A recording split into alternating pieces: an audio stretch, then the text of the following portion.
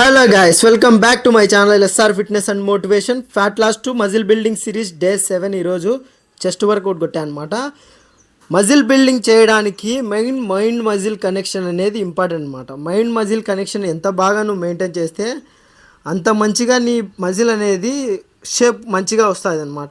ఇప్పుడు mind muscle connection లేకపోతే నేను ఈరోజు 7 వేరియేషన్ కొట్టాల్సింది వచ్చింది. ఎందుకంటే కొంచెం ఏవేవో ఆలోచనలు మధ్యలో చేసేటప్పుడు ఒకటే ఆలోచన ఉండాలి. ఏం ఆలోచన? నువ్వు చేసే మజిలు, చేసే వర్కౌట్, అంతే.